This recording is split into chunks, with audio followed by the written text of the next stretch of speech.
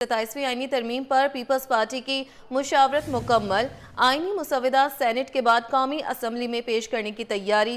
Peoples party की पार्लिमानी committee का इजलास आज होगा। जराये के मुताबिक इजलास में आईनी तरमीम के नए नुकात पर गौर किया जाएगा। मजीद बात कर लेते हैं आजिज जमाली से। आजिज, बताइएगा। जी देखें, जैसे कि इस्लामाबाद के सर्द मौसम में सियासी मौसम बहुत गर्म है। ख़ास तौर पे जो 27वीं आईनी तरमीम है उस हवाले से बहुत बड़ी सरगर्मियाँ जारी हैं। इस वक्त सेनेट में जो कमेटी है उसने बिल की मंजूरी के लिए रिपोर्ट अपनी पेश करनी है। लेकिन पाकिस्तान पीपल्स पार्टी ने भी अपनी तैयारियां इस हवाले से भरपूर कर दी हैं। पाकिस्तान पीपल्स पार्टी की जो अपनी पार्लियामानी कमेटी है, आज शाम इस्लामाबाद में उसका इजलास होगा, जिसमें ख़ास तौर पे 27वीं आईनी तरमीम में पाकिस्तान पीपल्स पार्टी की जानिब से कुछ नए नुकात भी शामिल करने की तजवीज़ दी गई है। उन नुकात पर पाकिस्तान पीपल्स पार्टी की अपनी पार्लियामानी कमेटी गौर करेगी और उसके बाद फिर मुस्लिम लीग नून के पार्लियामानी रहनुमाओं से मुशावरत करेगी। पीपल्स पार्टी ने अपनी मुशावरत मुकम्मल कर ली है। आज शाम को जो इजलास हो रहा है इस्लामाबाद में, उसमें पाकिस्तान पीपल्स पार्टी के सेनेटर्स और कौमी असम्बली के अरकान पर मुश्तमिल जो कमेटी है वो शरीक होगी। इनमें सेनेटर फ़ारूक एच नायक हैं, सेनेटर ज़मीर घुमरो हैं, शेरी रहमान हैं। कौमी असम्बली के अरकान में राजा परवेज़ अशरफ हैं, नवीद कमर हैं, कमर जमा कायरा हैं, शाजिया मरी हैं, नदीम अफजल चंद हैं। ये लोग जो है इस कमेटी में शरीक हैं और आज शाम इजलास में शिरकत करेंगे।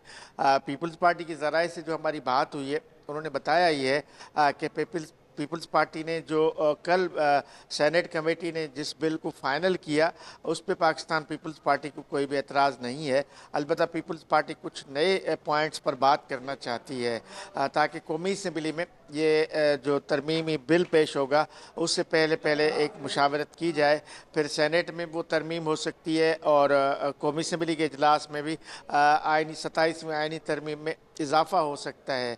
लेकिन अब ये सिर्फ ये मुशावरत अब तक पीपल्स पार्टी के दरमियान है, हुकूमत से इस हवाले से कोई बात नहीं हुई है। अब जब हुकूमत से बात होगी तो पता चलेगा कि उन नए नुकात को जो 27वीं आईनी तरमीम है उसका हिस्सा बनाया जा रहा है या नहीं बनाया जा रहा, ये कहना कब अज़ वक्त है। लेकिन इस पूरे प्रोसेस पर मुशावरत का जो अमल है वो जारी है।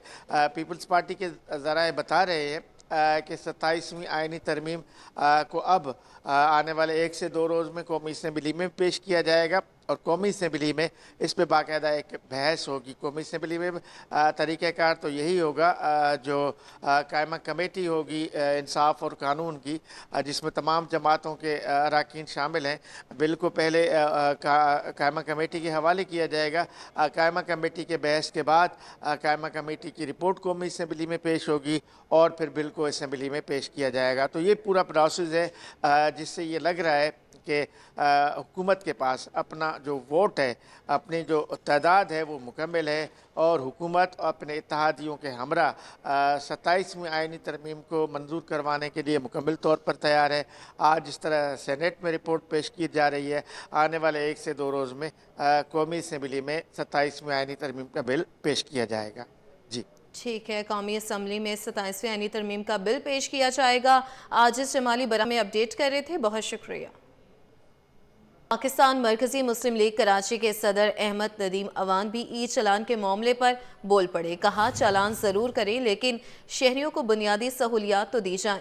आगाही मुहिम भी चलाई जाए। ट्रैफिक पुलिस के साथ मिलकर शहरियों की आगाही के लिए मुहिम चलाने को तैयार है। मजीद जानते हैं उनके साथ मौजूद अपने नुमाइंदे मोहम्मद खुर्शीद रहमानी से। खुर्शीद, बताइएगा। के मामले पे इनकी क्या रिजर्वेशन हैं, सारी मामला के ऊपर गुफ्तगू करेंगे। कराची का शहरी इस वक्त परेशान है, ज़हनी तनाव का शिकार है ई चलान को लेके। अहमद साहब, बहुत शुक्रिया। क्या कहेंगे, जो ई चलान का मामला चल रहा है इसमें कराची का शहरी परेशान है, सियासी समाजी तंजीमें परेशान है, आपने भी अदालत का दरवाजा खटखटाया, क्या कहेंगे सारी सूरत? पाकिस्तान का सबसे बड़ा शहर है, 3 करोड़ की आवाम यहाँ पर मौजूद है और एकदम हमारे ऊपर ई बम फेंक दिया गया है, जिसको मैं ई भत्ता अगर कहूँ तो ये गलत नहीं होगा कि आपने बुनियादी सहूलियात देने के बजाय फौरी तौर पे इतने भारी भरकम चालान जो है वो आवाम के ऊपर डाल दिए हैं। इस वक्त रोज़ाना ये चीज़ें सामने आ रही हैं कि गलत चालान भी हो रहा है और बहुत ही यानी इतनी की आपकी बाइक नहीं है जितने का चालान आपके ऊपर हो जाता है। हमें उम्मीद है कि कानून का हमने दरवाज़ा खटखटाया है, हमें अदालत से ये रिलीफ मिलेगा कि एक ही शहर मुल्क के अंदर एक शहर में 200 रुपए का और दूसरे शहर में 5,000 रुपए का उसी जुर्म पे जुर्माना, तो ये ज्यादती है। और हमने सिंध हाई कोर्ट में पिटीशन की है, कल उसकी समाअत भी है और मुझे यकीन है कि अदालत इस हवाले से कराची के जो शहरी हैं उनके साथ जो नाइंसाफी और ज्यादती हो रही है इसके ऊपर अपना किरदार अदा करेगी। सब जिस तरह से ट्रैफिक पुलिस एहलकारों ने तो आवाम की आगाही और रहनुमाई के लिए सेमिनार्स नहीं किए, आपने माजी में भी शहरियों में हेलमेट तकसीम किए थे, सेमिनार्स करवाए, तो अब मुस्तकबिल में कोई इस तरह का प्लान है दोबारा शहरियों को हेलमेट और ट्रैफिक रूल्स के हवाले से कोई सेमिनार वर्कशॉप करवाने के हवाले से? इसी तरह ये जो मोटरसाइकिल सवार हैं इनकी जान बहुत कीमती है, घर के वाहिद कफील होते हैं। हमने इनके लिए हेलमेट फ्री तकसीम किए, साइड मिरर दिए। ये एक आगाही मुहिम थी कि हम इसको करेंगे। मैं कहता हूं कि अभी भी जो ई चालान का मामला है, मरकजी मुस्लिम लीग ट्रैफिक पुलिस के साथ खड़ी होकर हम इस शऊर को बढ़ाने की कोशिश करेंगे, आगाही बढ़ाएंगे, अपने कारकुन को कहेंगे कि आप निकलें, लोगों को इस बात का एहसास दिलाएं क्योंकि इंसानी जान बहुत कीमती है। अहमद नदीम अवान जो हमसे गुफ्तगू कर रहे थे का कहना था कि ई चालान होना चाहिए, लेकिन उससे पहले कराची के शहरियों के लिए इंफ्रास्ट्रक्चर डिजाइन हो, यहाँ की बुनियादी सहूलियात फराम हो, लेकिन उससे पहले भी आपको आगाही मुहिम चलाने की जरूरत है। और आगाही मुहिम पाकिस्तान मरकज़ी मुस्लिम लीग ने कहा कि इससे पहले भी 18 नुकाती एजेंडा वज़ीर सिंध को अरसाल कर चुके हैं और अब भी इस तरह शहरियों के लिए ट्रैफिक पुलिस से मिलकर ये आगाही मुहिम चलाएंगे। और इन्होंने अदालत का दरवाजा भी खटखटाया है, इन अदालतों से मुकम्मल इंसाफ की तवक्का है। जी। बस ऑनर्स एसोसिएशन की ई चालान के खिलाफ दरखास्त पर समाअत, सिंध हाई कोर्ट ने फ्रीकैन को नोटिस जारी कर दिए। मजीद तफसीलात जानते हैं नुमाइंदे मुमताज़ जमाली से। मुमताज़ बताइएगा। बिल्कुल देखें जी, आज सिंध हाई कोर्ट कराची में ई चालान के खिलाफ मज़ीद एक और दरख्वास्त दायर की गई है। ये दरख्वास्त जो है बस ओनर्स एसोसिएशन की जानिब से दायर की गई है और इसी में आज अदालत ने नोटिस भी जो हैं वो जारी कर दिए हैं। इसमें आज अदालत ने फ़रीक़ैन से 25 नवंबर तक जो है इस मुतल्लिक़ जवाब तलब की है। इसी में जो है हुकूमत सिंध को भी फ़रीक बनाया गया है, IG सिंध, DIG ट्रैफिक और दीगर को फ़रीक बनाया गया है। इसमें ये मौक़िफ़ अख्तियार किया गया है कि जो ट्रैफिक कवानीन की वायलेशन पर सज़ा का अख्तियार जो है वो ट्रैफिक पुलिस को नहीं है, जबकि ये मैजिस्ट्रेट का अख्तियार है। उन्होंने ये भी मौक़िफ़ अख्तियार किया कि कैमरों के ज़रिए जो ट्रैफिक वायलेशन की निशानदेही की जाती है वो एक अच्छा अमल है, लेकिन जुर्माने में इजाफे का अख्तियार जो है पुलिस के पास नहीं है। कमर्शियल बसों पर 1-1 लाख रुपये जुर्माने आयद किए जाते हैं। अगर 1-1 लाख रुपये कमर्शियल बसों पर जुर्माने आयद किए जाएंगे, जो ट्रांसपोर्ट की सनत है, जो ट्रांसपोर्ट का निज़ाम है और ट्रांसपोर्ट का कारोबार है, उसकी कमर जो है वो तोड़ दी जाएगी। उन्होंने अदालत से इस्तदा की है कि इस मामले पर जो है हुक्म इम्तना जारी, लिहाजा अदालत ने नोटिस जारी कर दी हैं। जी। सूबाई एंटी करप्शन अदालत में 5 अरब रुपए की मुबैना खुर्द बुर्द का इंकशाफ हुआ। वर्कर्स वेलफेयर बोर्ड सिंध के टेंडर्स में करप्शन, अदालत का बड़ा हुक्म। सेक्रेटरी रफीक अहमद कुरैशी और दीगर अफसरान के खिलाफ इंक्वायरी का हुक्म। अदालत ने DG एंटी करप्शन को 4 हफ्तों में रिपोर्ट जमा कराने की हिदायत कर दी है। मज़ीद तफसीलात जानते हैं जवाद आसिफ से। जवाद, आगाह कीजिएगा इस केस से मुतालिक। वर्कर्स वेलफेयर बोर्ड सिंध के तरक्याती कामों के टेंडर्स में 5 अरब रुपए खुर्द करने का इंकशाफ। सूबाई एंटी करप्शन अदालत में secretary workers welfare board Sindh Rafiq Ahmed Qureshi और दीगर काम और ठेकेदार कंपनी के खिलाफ कार्रवाई पर अदालत ने DG एंटी करप्शन को मामले की इंक्वायरी का हुक्म दे दिया है। Secretary workers welfare board Sindh Rafiq Ahmed Qureshi, Syed Muzaffar Ali Shah director workers, Abdul Basit director finance workers welfare board Sindh और दीगर हुक्काम और ठेकेदारों के खिलाफ इंक्वायरी का हुक्म दिया गया है। अदालत ने कहा है कि इस मामले पर जिम्मेदार अफसरान से मामले की इंक्वायरी करवाएं, जबकि अदालत ने शिकायत कुनंदा को भी इंक्वायरी अफसर के साथ ताउन की हिदायत करते हुए 4 हफ्तों में रिपोर्ट भी तलब कर ली है। तारिक मुस्तफ़ा की जानिब से वर्कर्स वेलफेयर बोर्ड सिंध के हुक्काम और ठेकेदार कंपनियों के खिलाफ शिकायत दाखिल की है, जहां पर शिकायत में मौक़िफ़ अपनाया गया है कि बोर्ड की जानिब से तामीराती कामों के टेंडर्स मनपसंद अफराद को दिए गए, जबकि टेंडर्स के इश्तिहारात भी जाली बनवाए। हुक्काम ने प्रोक्योरमेंट फाइल में टेंडर्स के जो इश्तिहारात शामिल किए थे वो इन अखबारात में लगे ही नहीं है, जबकि बोर्ड के हुक्काम की जानिब से मिली भगत करके 5 अरब रुपए की खुर्द-बुर्द की गई है। लिहाजा मज़कूरा मामले की शफाफ इंक्वायरी कराई जाए और कसूरवारों को सजा दी जाए। जी। जवाद आसिफ अपडेट कर रहे थे, शुक्रिया। कयूमाबाद से कोरंगी इंडस्ट्रियल एरिया तक रोड को जोड़ने के लिए ताज हैदर ब्रिज मुकम्मल। रोड को इब्तदाई तौर पर वन वे के तौर पर चलाया गया। टू वे ट्रैफिक के लिए बैरियर लगा दिए गए हैं। अभी तक रोड को मुकम्मल तौर पर आवाम के लिए खोला नहीं गया। मजीद जानते हैं अक्सा शाहिद से। अक्सा बताइएगा इससे मुताल्लिक। जी बिल्कुल, मैं इस वक्त ताज हैदर ब्रिज पर मौजूद हूँ, जो मुस्तकबिल में येलो लाइन BRT का मंसूबा है, लेकिन इसे जो है वो आर्जी तौर पर जो है वो पुराने जाम सादिक के मुतबादिल के तौर पर जो है वो चलाया जा रहा है, क्योंकि जो पुराना जाम सादिक है उसको जो है वो अब से चंद दिन बाद जो है वो तोड़ कर जो है वो दोबारा जो है वो बनाया जाएगा मसमार करके। लेकिन अभी जिस ताज हैदर ब्रिज पर मैं मौजूद हूँ, यहाँ पर जो है वो मिनिस्टर शरजील नाम अहमद इसका इफ्तिताह करके जो है वो इसको इब्तदाई 10 दिन पे जो है वो वन वे के तौर पर जो है वो खोला था, और इसको जो है वन वे के तौर पर ही जो है वो 10 दिन तक इस्तेमाल किया गया। लोगों ने इसको जो है वो टू वे पर भी रॉन्ग वे पर जो वो इस्तेमाल करना शुरू कर दिया था, जिसकी वजह से जो वो यहाँ पर बैरियर लगा दिए गए हैं। आप देख सकते हैं कि यहाँ पर जो वो टू वे के लिए जो वो बैरियर लगा दिए गए हैं, और उस रूट को जो है वो मुकम्मल तौर पर बंद कर दिया गया। उसकी तैयारियां जो मुकम्मल कर ली गई हैं, और तकरीबन 30 अक्टूबर को जो है वो इसका इनॉग्रेशन किया गया था, तो आज जो है वो 10 तारीख है, इसके 10 दिन जो है वो मुकम्मल हो चुके हैं।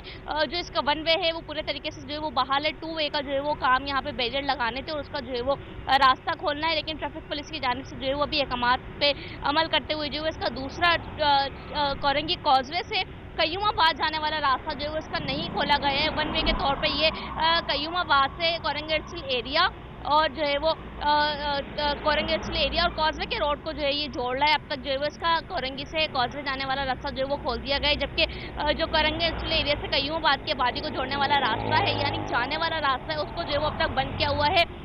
10 दिन मुकम्मल हो चुके हैं। यहाँ पर बैरियर भी लगा दिए गए हैं। टू वे का रास्ता भी यहाँ पर मुकम्मल कर लिया गया है। अब देखते हैं कि इसको जो है वो कितने दिन में जो वो आवाम के लिए जो है वो इसके कोरंगी इंडस्ट्रियल एरिया से जो कयूमाबाद जाने वाले रास्ते को खोला जाता है, लेकिन साथ साथ जो इसका पुराना ब्रिज है जाम सादिक ब्रिज, वहाँ पर भी हम देख रहे हैं कि काम जो है वो थोड़ा बहुत जो है वो शुरू कर दिया गया है।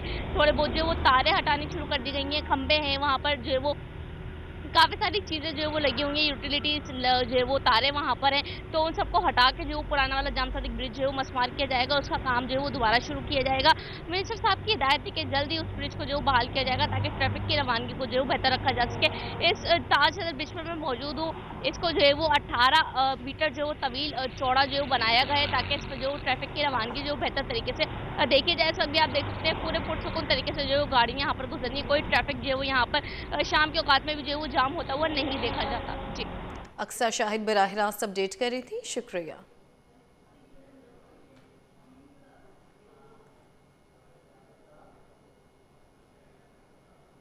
खबर आपको देखें, greater Karachi bulk water supply scheme 4 के पहले फेज पर काम जारी। Sir Syed Nipah fly over तक सड़क बंद। 2.7 किलोमीटर हिस्से पर 96 इंच कतर की पानी की लाइन बिछाने का काम जारी। आवाम की सहूलत के लिए सड़क को मरहलावार बंद किया जाएगा। यूनिवर्सिटी रोड पर लाइन बिछाने का काम 31 दिसंबर तक मुकम्मल होगा। मजीद इस हवाले से बताएंगे रिजवान अहमद। रिजवान बताइएगा। जी बिल्कुल, देखिए इस वक्त मैं मौजूद हूँ गुलशन इकबाल ब्लॉक 9 जो कि यूनिवर्सिटी रोड का हिस्सा है, और ये दरमियानी इलाका है नीपा फ्लाईओवर का, जहाँ से काम का आगाज़ गुज़िश्ता रोज़ से कर दिया गया है K4 bulk supply water scheme के तहत। और इस वक्त सूरत हाल ये है कि नीपा फ्लाईओवर, अगर हम बात करें नीपा चौरंगी से लेके हसन स्क्वायर जाने वाले रोड पर, तो नीपा फ्लाईओवर का जहाँ इख्तिताम होता है वहाँ से लेकर सर सैयद यूनिवर्सिटी यानी ब्लॉक 10 गुलशन इकबाल तक का इलाका जो है रोड बंद कर दिया गया है। और यहाँ पर जो है ऑगमेंटेशन का काम जो है, जो कि सिंध हुकूमत की ज़िम्मेदारी थी, वो की जा रही है। और यहाँ पे इस वक्त खुदाई की जा रही है, जिसके बाद यहाँ पर 96 इंच कतर और उसके बाद 72 इंच कतर की जो है वो पानी की लाइनें बिछाई जाएंगी, ताकि K4 के मंसूबे को जो है वो आगे बढ़ाया जा सके। बताता चलूँ आपको कि इस वक्त सूरत हाल ये है कि आन तासुर ये था गुज़िश्ता रोज़ तक कि यूनिवर्सिटी रोड को मुकम्मल तौर पर बंद कर दिया जाए, लेकिन ऐसा कुछ दिखाई नहीं देता है। सिर्फ ये टुकड़ा जो है जो कि मैंने अभी बयान किया, इस टुकड़े पर जो है वो ट्रैफिक की रवानी जो है वो रोकी गई है और उसके लिए मुतबादिल जो है डाइवर्जन भी दिया गया है ट्रैफिक के हवाले से। ये भी आपको बताता चलूँ कि वर्ल्ड बैंक का ये मंसूबा है जिस पे वफाकी और सूबाई हुकूमत जो है वो मिलकर काम कर रही हैं। पानी की लाइनें बिछाने का काम जो है वो सिंध हुकूमत की जिम्मेदारी थी, जिस पर काम का आगाज़ कर दिया गया है। मरहलावार जो है इंतज़ामिया यहाँ पे जो मौजूद है, उनसे हमारी बात हुई है। उनका कहना यह है कि मरहलावार जो है वो सड़क को बंद किया जाएगा और जहाँ जहाँ लाइनें बिछा दी जाएंगी उन सड़कों की फिलिंग की जाएगी ताकि ट्रैफिक फ़्लो जो है वो मुतासिर ना हो सके। और इस वक्त इस सूरत हाल ये है कि यूनिवर्सिटी रोड पर जो है वो ट्रैफिक जो है मुकम्मल तौर पर रवां दवा है। और इसके साथ साथ ये भी आपको बता दूं कि वफाकी उर्दू यूनिवर्सिटी तक जो है वो कहा गया था कि ये सब बंद किया जाएगा, लेकिन इसमें थोड़ी सी तरमीम की गई है ताकि आवाम को सहूलत दी जा सके। और वफाकी उर्दू यूनिवर्सिटी का जो रोड है वो बदस्तूर जो है इस वक्त उस पर ट्रैफिक रवां दवा है। इस काम के लिए बताया जा रहा है कि 31 दिसंबर तक इसको मुकम्मल कर लिया जाएगा। पहले मरहले में सर सैयद यूनिवर्सिटी से लेके वफाकी उर्दू यूनिवर्सिटी तक जो है वो लाइन बिछाने का काम होगा। उसके बाद उससे आगे जो है वो पार्क है हकीम सईद पार्क, वहाँ से जो है दूसरे रोड पर मुंतकिल होगी। यानी ये कहा जा सकता है कि पहले मरहले में नीपा चौरंगी से लेके जो है हसन स्क्वायर तक जो है वो ट्रैफिक बंद रखा जाएगा, लाइनों की तनसीब की जाएगी। उसके बाद दूसरे ट्रैक पर यानी हसन स्क्वायर से लेके नीपा चौरंगी वाले जाने वाले ट्रैक पर जो है वो काम किया जाएगा। इस वक्त यहाँ पे मशीनरी भी मौजूद है। और इसके साथ साथ अहम बात यह है कि माजी में हमने देखा है कि जो इस किस्म के तरक्याती मंसूबे होते हैं उनमें ज़ेर ज़मीन जो यूटिलिटी सर्विसेज हैं वो मुतासिर होती हैं। ताहम इसके मुमकिन ख़दशे के पेश नज़र यहाँ पर स्विस सॉदर्न गैस कंपनी की बात की जाए, के इलेक्ट्रिक की बात की जाए, मुख्तलिफ फाइबर ऑप्टिक, PTCL और वाटर एंड सेवरेज कॉरपोरेशन के जो अमला है वो मौजूद है ताकि किसी किस्म की कोई लाइन डैमेज या कोई केबल को अगर नुकसान पहुँचता है तो उसको फिलफौर उसकी मरम्मत की जा सके और इस मंसूबे में जो है वो ताख़ीर का सामना ना हो सके। 31 दिसंबर तक कहा जा रहा है कि इस काम को मुकम्मल कर लिया जाएगा। जी, 31 दिसंबर तक काम को मुकम्मल कर लिया जाएगा। रिजवान अहमद अपडेट कर रहे थे, बहुत शुक्रिया। गुज़श्ता माली साल के मुकाबले में कस्टम्स ड्यूटी में 16.4% इजाफा। माली साल 2024 से 2025 में मजमूई कस्टम्स ड्यूटी वसूली 1284.60 अरब रही। पेट्रोलियम, ऑयल और लुब्रिकेंट्स सेक्टर कस्टम्स ड्यूटी में सबसे आगे हैं। पेट्रोलियम सेक्टर से कस्टम्स ड्यूटी वसूली 299.50 अरब रुपए रही। FBR ने कस्टम ड्यूटी के अदाद-ओ-शुमार भी जारी कर दिए हैं। मज़ीद बात कर लेते हैं ब्यूरो चीफ अशरफ खान से। अशरफ खान, बताइएगा इससे मुताल्लिक। जी देखा जाए, फेडरल बोर्ड और रेवेन्यू माली साल 2024-25 की जो रिपोर्ट जारी कर दी, जिसके मुताबिक माली साल 2024-25 में मजमूई कस्टम ड्यूटी वसूली 1284 अरब 60 करोड़ रुपए रही है, जो कि गुज़िश्ता माली साल के मुकाबले में 16.4% का बड़ा इजाफा है। गुज़िश्ता माली साल कस्टम ड्यूटी की वसूली 1104 अरब 10 करोड़ रुपए रही थी। माली साल 2024-25 में पेट्रोलियम सेक्टर कस्टम ड्यूटी में सर-ए-फहरिस्त रहा है, जिसमें बताया गया है कि माली साल 2024-25 में पेट्रोलियम, ऑयल और लुब्रिकेंट का सेक्टर कस्टम ड्यूटी की मद में तकरीबन 300 अरब रुपए इकट्ठे हुए हैं। और माली साल 24-25 में व्हीकल की दरामद पे 176 अरब 81 करोड़ रुपए, जो आयरन और स्टील से कस्टम ड्यूटी की मद में 77 अरब रुपए, इलेक्ट्रिक मशीनरी से 70 अरब रुपए और मशीनरी से की दरामद पे जो 67 अरब रुपए कस्टम ड्यूटी मिली है। जबकि खाने पीने के तेल पर जो कस्टम ड्यूटी की मद में तकरीबन 50 अरब रुपए इकट्ठे हुए हैं। कॉफी और चाय की दरामद पर कस्टम ड्यूटी जो 29 अरब 92 करोड़ रुपए जमा हुए हैं। और यहाँ पे परफ्यूम, कॉस्मेटिक की दरामद पर कस्टम ड्यूटी की मद में 14 अरब 74 करोड़ रुपए इकट्ठे हुए हैं, जिसमें कहा गया कि सर-ए-फहरिस्त जो है पेट्रोलियम प्रोडक्ट रही है, जो कि सबसे ज्यादा जो है तकरीबन 300 अरब रुपए का कस्टम ड्यूटी इकट्ठा हुआ है। ठीक है, ब्यूरो चीफ अशरफ खान हमें इस हवाले से अपडेट कर रहे थे, बहुत शुक्रिया।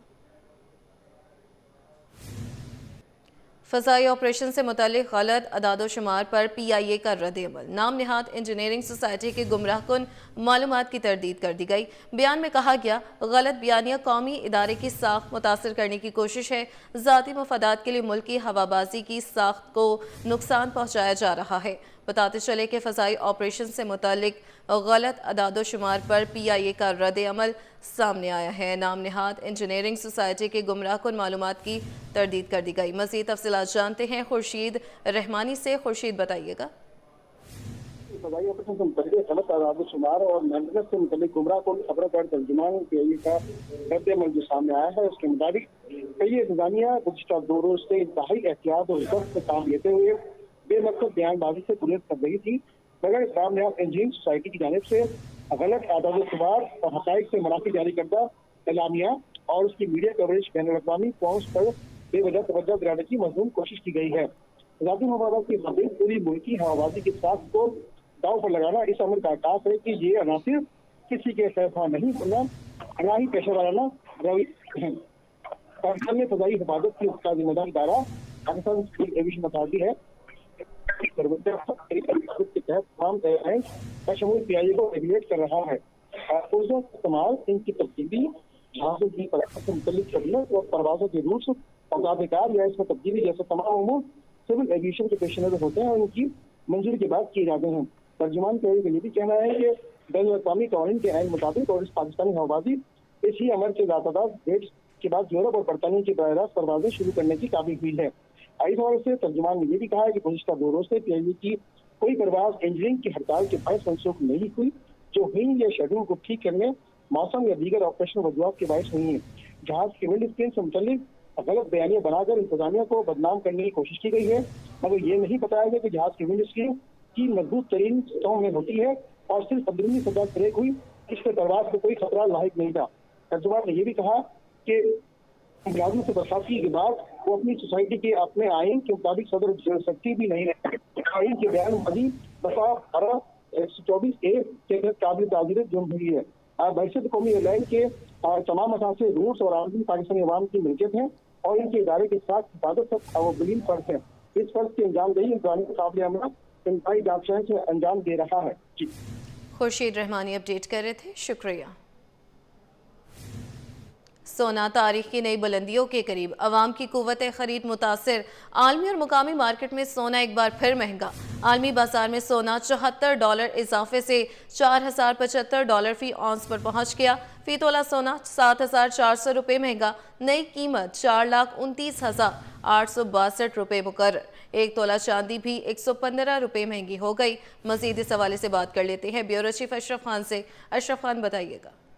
ये देखा जा रहा है एक बार फिर आलमी और मुकामी मार्केट में सोने की कीमतों में तेजी से इजाफा होने लगा है। आलमी बाजार में सोना $74 महंगा होकर $4075 फी औंस पर पहुंच गया है। इस इजाफे का असर मुकामी सराफा बाजार में हुआ है, जिससे 24 कैरेट का एक तोला सोना 7400 रुपये महंगा होकर कीमत जो है 4,29,862 रुपये पर पहुंच गई है। साथ ही 10 ग्राम सोना 6,337 रुपये इजाफे के बाद 3,68,530 रुपये का हो गया। साथ ही देखा जाए इसके साथ साथ सोने के साथ चांदी भी एक तोला जो है 115 रुपये इजाफे से 5,209 रुपये पर पहुंच गई है। सराफा डीलर का कहना है कि एक बार फिर आलमी बाजार में सरमायाकारों के जाने से सोने में जो है महफूज सरमायाकारी पर खरीदारी की वजह से पाकिस्तान में भी सोना मजीद महंगा हो रहा है। सोना मजीद महंगा हो रहा है। ब्यूरो चीफ अशरफ खान हमारे साथ मौजूद थे, बहुत शुक्रिया। कारोबारी हवाले से बात करें, आपको बताएं कि स्टॉक मार्केट में कारोबार के दौरान मुस्बत रुझान। 100 इंडेक्स में 1024 पॉइंट्स का इजाफा। 100 इंडेक्स 1,60,617 की सतह पर पहुंच गया। माहिर स्टॉक उमूर अरसलान अहमद का कहना है कि हसस बाजार में मुस्बत रुझान की वजह अक्टूबर में रेमिटेंस के अदादो शुमार है। मज़ीद बात कर लेते हैं नुमाइंदे बसीम इफ्तिखार से। बसीम, बताइएगा। जी बिल्कुल, स्टॉक मार्केट पर हम देख रहे हैं कि कारोबारी हफ्ते के पहले रोज ही जो है कारोबार में ना सिर्फ मुस्बत रुझान देखने में आ रहा है, बल्कि मैं अपने कैमरामैन इमरान अहमद से कहूँगा कि वो दिखाएं कि ट्रेडिंग बोर्ड में जो मुख्तलिफ सेक्टर्स में जो कंपनीज हैं उनके शेयर्स में तेज़ी देखने में आ रही है और मुख्तलिफ सेक्टर्स में बहुत कम ऐसी कंपनीज हैं जिनके शेयर्स में जो है वो मंदी देखने में आ रही है। लेकिन ज़्यादातर कंपनीज के जो स्टॉक्स हैं या फिर जो शेयर्स हैं वो अच्छा परफॉर्म कर रहे हैं। ये वजह है कि उनकी जो शेयर्स हैं उनमें तेज़ी देखने में आ रही है। इस वक्त मेरे साथ मौजूद है माहिर स्टॉक उमूर अरसलान अहमद। देखिए, पिछले दिनों आप देखें तो काफ़ी डल मार्केट ने परफॉर्म किया, बहुत नैरो बैंड में मार्केट ट्रेड कर रही थी और उसकी रीज़न थी जो 27th अमेंडमेंट है उसको लेके जो सरमायाकार है वो काफ़ी कॉन्शियस थे और यही वजह थी कि मार्केट के अंदर ना सिर्फ वॉल्यूम श्रिंक हो गए थे और इंडेक्स भी एक मखसूस बैंड में ट्रेड कर रहा था। अब जैसे ही यहाँ पर कुछ डेवलपमेंट आई है, आपने देखा कि इसको स्टॉक ने रिफ्लेक्ट किया। आज 1000 से ज़ायद पॉइंट्स जो है ना वो इजाफे के साथ मार्केट 1,60,000 की जो एक नफ्सियाती हद थी उसको भी मार्केट ने उबूर किया। मार्केट आपने पिछले दिनों देखा कि मार्केट में जैसे ही थोड़ा सा सेंटिमेंट आपने देखा कि खराब हुआ, तो जो छोटे सरमायाकार हैं वो ऑलरेडी थोड़ा सा जो ना डिसहार्ट हो जाता है, क्योंकि वो छोटे वॉल्यूम के साथ मार्केट में आता है।